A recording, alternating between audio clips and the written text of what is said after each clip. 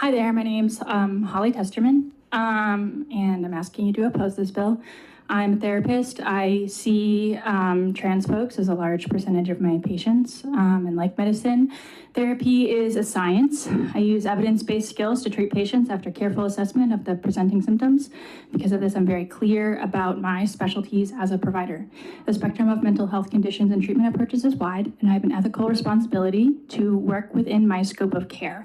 So if a potential patient reaches out to me and I'm not equipped to provide them with the treatment they need, I let them know up front, and I provide a referral to a provider who may be a better fit for them.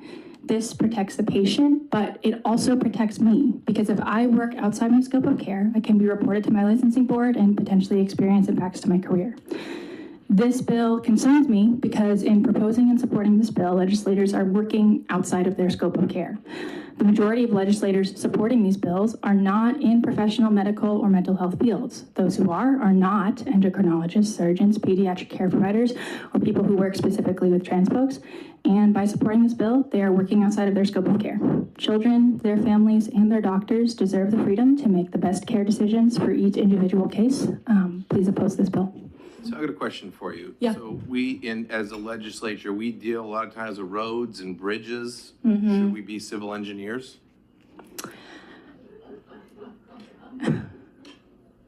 You know what? Again, this is my scope of care, right? I'm not a civil engineer. I can't tell you that. But you have a license, right? I can tell you as a therapist under my license, like what's in my scope of care, right? Who issues the license? Hmm? Who issues the license? The OPLC, Where do they get the power to do that? because they're the board. No, the legislature gives the OPLC the authority to issue licenses. So I take exception as another licensed professional that we as a citizen legislature, 425 of us here from all walks of life, the Constitution gives us the authority to delegate certain rights and privileges. I mean, it's as a licensed professional myself, it's a privilege to practice my profession. And I have to do it under the guidelines that are set by the legislature, which gives the OPLC the guidelines to write rules on that. So, you made— What's your question? Excuse me? I do have a question.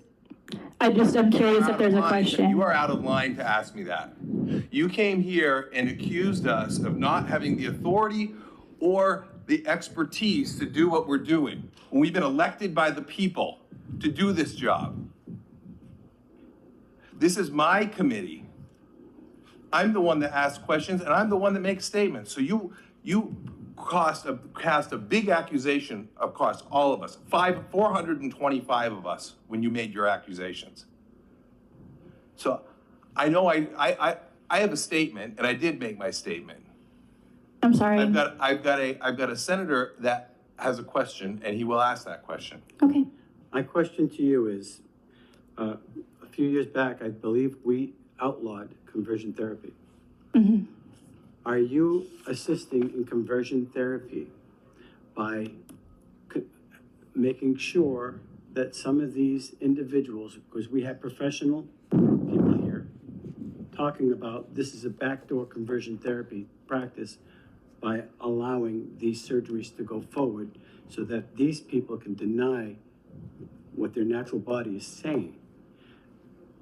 Let me narrow in on this.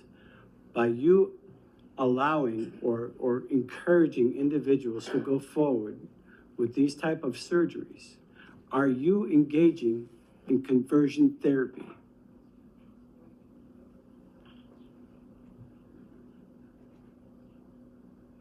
I'm not sure that question makes sense to me. It's not converting if it's their identity.